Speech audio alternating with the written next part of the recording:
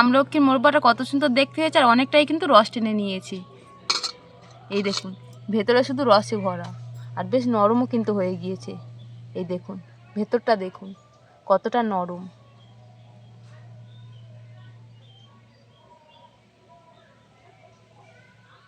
নমস্কার বন্ধুরা, ডোনার রান্নাঘরে সবাইকে স্বাগত। আশা করছি সবাই ভালো আছেন।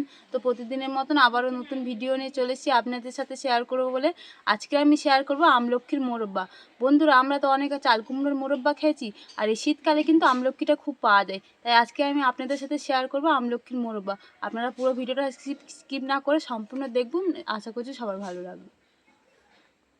দেখুন আমি এখানে 500 গ্রাম আমলকি নিয়েছিলাম, কাল রাত থেকে ভিজিয়ে রেখেছিলাম। এবার এগুলোর গায়ে দেখুন এখানে আমি একটা কাঁচা চামচ নিয়েছি, কাঁটা চামচ দিয়ে এর গায়ে ফুটো ফুটো করে দেবো, যাতে রসটা খুব ভালোভাবে পায়, ভেতরে যাতে ভালোভাবে ঢোকে। এরকম চারিদিকে ফুটো করে দিচ্ছি, দেখুন এভাবে গেঁথে গেঁথে।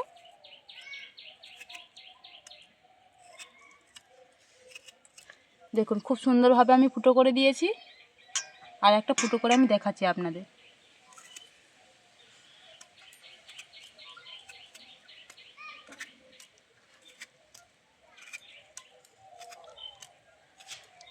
দেখুন আর একটা ফুটো করে দিয়েছি খুব ভালোভাবে।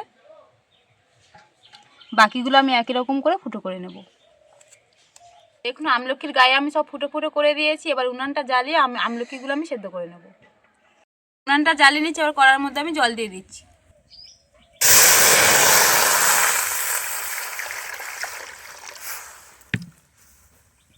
আর দেখুন এখানে আমি ফিটকিরি নিয়ে নিয়েছি। আমলকি এমনি কোষ্টা ভাব থাকে, তাই কোষ্টা ভাবটা কাটানোর জন্য এখানে আমি ফিটকিরি দিয়ে দিচ্ছি। একটু নেড়ে দেবো ফিটকিরিটা।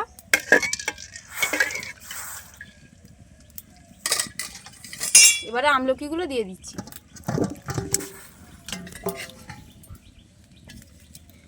এবার চাপা দিয়ে আমি 5 মিনিটের মতন ফুটিয়ে নেব।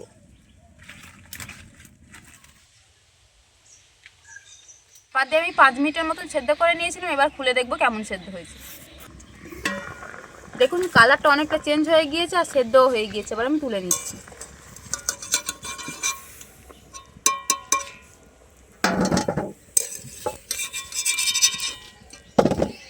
এবার হালকা করে ঠান্ডা করে নেব। আমলকিটা ঠান্ডা হয়ে গিয়েছে। এবার দেখুন এখানে আমি একটা টিস্যু পেপার নিয়েছি। টিস্যু পেপার দিয়ে আমলকির গায়ে যে জলগুলো আছে আমি মুছে দেবো, কারণ জল থাকলে আপনারা বেশি দিন সংরক্ষণ করে রাখতে পারবেন না। দেখুন খুব ভালো করে মুছে নিয়েছি, একটুও গায়ে জল নেই।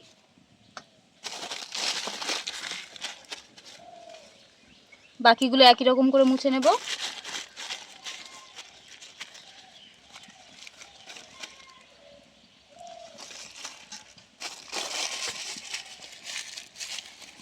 আমলকিগুলো সবাই মুছে নিয়েছি। এবার আমি চিনি শিরা তৈরি করে নেব।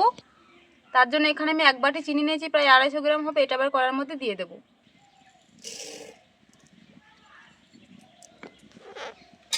চিনিটা এবার একটু ক্যারামেল মতন তৈরি করে নেব।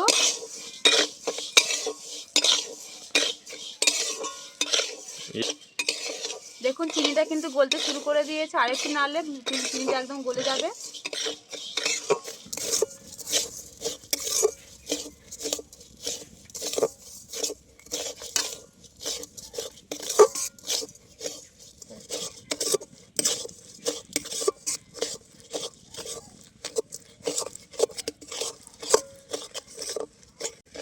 দেখুন চিনিটা আমার কিন্তু একদম গলে গিয়েছে, আর লালও হয়ে গিয়েছে। আর একটু নাড়লে আমরা একদম ক্যারামেল তৈরি হয়ে যাবে। দেখুন চিনিটা আমার একদম গলে গিয়েছে। ওর মধ্যে দিয়ে দিচ্ছি 1 বাটি জল।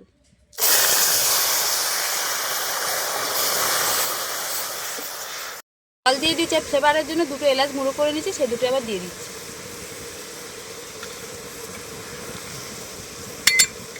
এবার সেদ্ধ করে রাখা আমলকিগুলো দিয়ে দিচ্ছি। এবার খুব ভালো করে আমি 15 মিনিটের মতন ফুটিয়ে নেব। চাপা দিয়ে আমি 15 মিনিটের মতন ফুটিয়ে নেব। চাপা দিয়ে দিয়েছিলাম, এবার চাপাটা খুলে আমলকিগুলো একটু নেড়ে দেব। দেখুন কত সুন্দর ফুটছে। আমলকির কালারটা কিন্তু অনেকটা চেঞ্জ হয়ে গিয়েছে। একটু নেড়ে দেবো, আরও কিন্তু কালারটা চেঞ্জ হবে। আরও চাপা দিয়ে কিছুক্ষণ ফুটিয়ে নেব। আমলকিটা 15 মিনিটের মতো আমি ফুটিয়ে নিয়েছি, এবার চাপাটা খুলে দেখবো কেমন হয়েছে। দেখুন খুব সুন্দর হয়েছে, কিন্তু কালারটা অনেকটাই চেঞ্জ হয়ে গিয়েছে। আমার কিন্তু আমলকির মোরব্বাটা একদম হয়ে গিয়েছে। এবার আমি নামিয়ে নেব।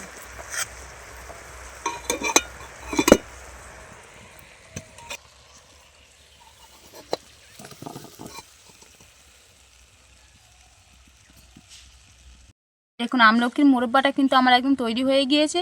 এবার এই অবস্থায় আমি 24 ঘন্টা রেখে দেবো, যাতে রসটা ভালোভাবে ভেতরে পায়। তারপরে আপনাদের সাথে আবার দেখা হচ্ছে।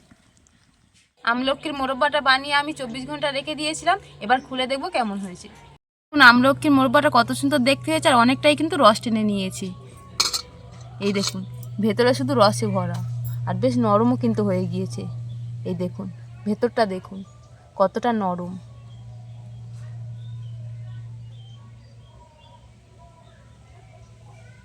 আজকে আমার এই সহজ পদ্ধতিতে আমলকির মোরব্বার রেসিপিটা যদি আপনাদের ভালো লেগে থাকে তাহলে বাড়িতে একবার বানাবেন। আর ভিডিওটা যদি ভালো লাগে তাহলে ভিডিওতে একটা লাইক করবেন। আর আমার ওই নতুন নতুন ভিডিও পেতে চ্যানেলটি সাবস্ক্রাইব করে পাশে থাকা বেল আইকনটি প্রেস করবেন। আর আমার ভিডিওটা স্কিপ না করে সম্পূর্ণ দেখবেন, আশা করছি সবার ভালো লাগবে। আজকের মতন ভিডিওটা এখানেই শেষ করছি।